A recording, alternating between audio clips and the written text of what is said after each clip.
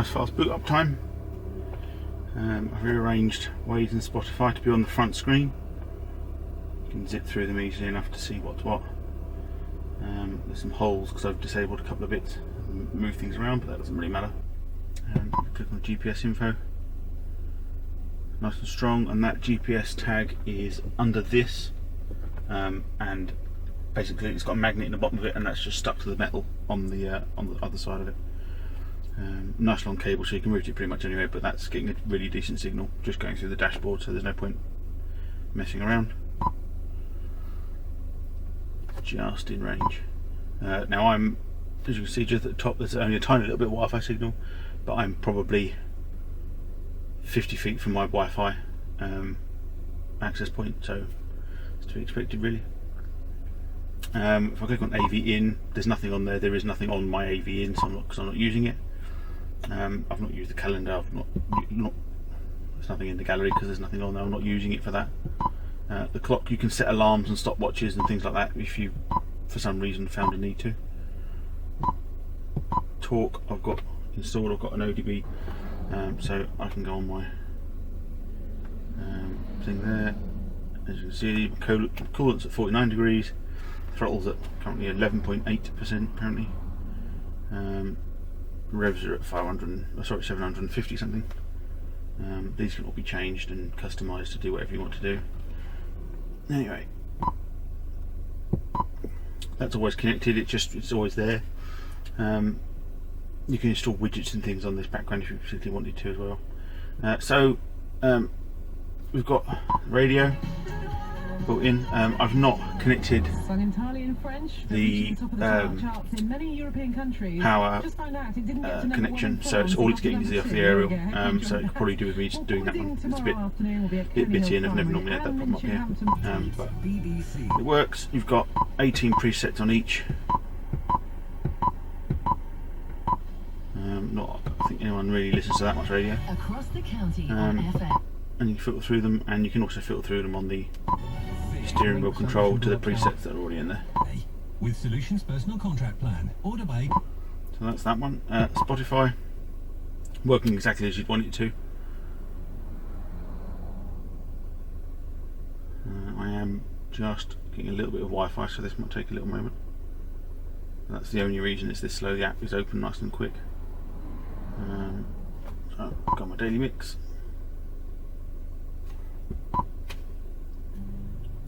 And it's there, and that's over the Wi-Fi because it's not downloaded that song.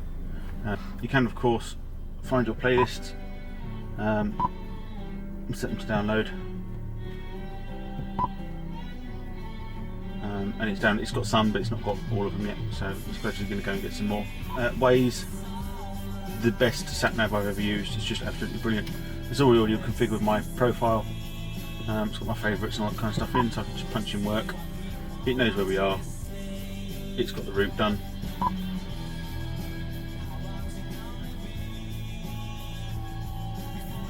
Waze doing its usual. Oh, there we go. Okay, so you've got different routes. You go on the map view, exactly the same as you get on the app on your phone. And it's got all the same configuration options in there. You can mark things in there as traffic, heavy, whatever. You would do normally. Well, the nice thing about Waze is it's also linked in with Spotify, so you can, if you particularly wanted to, you could change what you're doing on there. Pick a different daily mix, click start, play from there instead. Eventually. There we go. Okay, I can control volume on the steering wheel. You've also got volume control there. I can go backtrack with buttons on the steering wheel as well.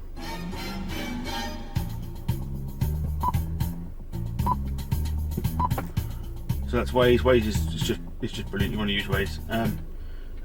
You've got your file browsers and amps and various other bits in there. You can change these settings as you want. You've also got this, so you can pick all to the rear, to the front, driver, user.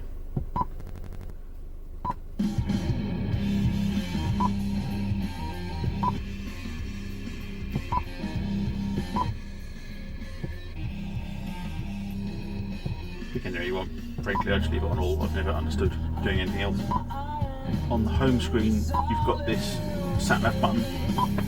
You can configure what app opens when you launch that.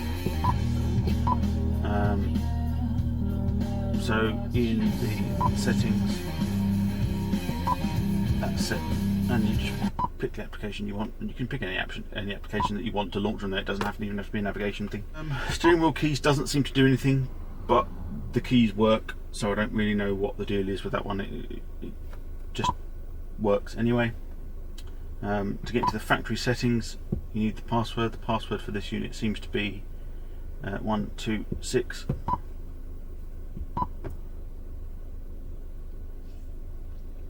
As you see, it's not got a DVD unit anyway. It's no TV connected. I've not got tyre pressure sensors, not proper ones anyway. It's not got an iPod. I've got the radio turned on, and I've not got DVR. This BT module was all selected on its own. It works, so yay. The car logo, you can pick your own one, do that. I've never actually seen that displayed because it just turns on instantly, so you don't need it anyway. Radio, you can select what region you're in. It defaulted to Europe anyway. Voice, you can change the different audio levels for everything to kind of balance out to where you want them. CAN bus, automatically defaulted to VW and Skoda, simple and raise.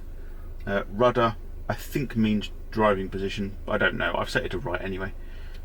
You've also got front door swap, which means when you open the driver's doors they come out right. The back doors don't need swapping for some reason. I don't know why.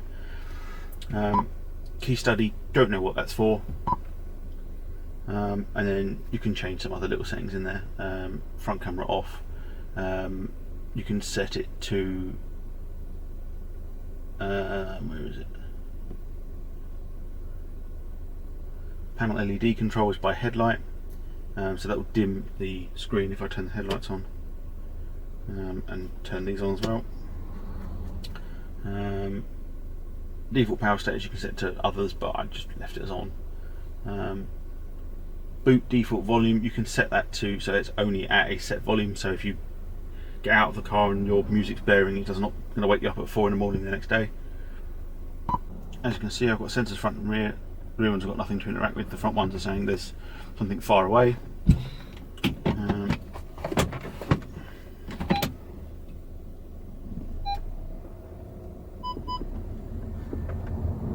Back up to the post that's in my garden. As you can see.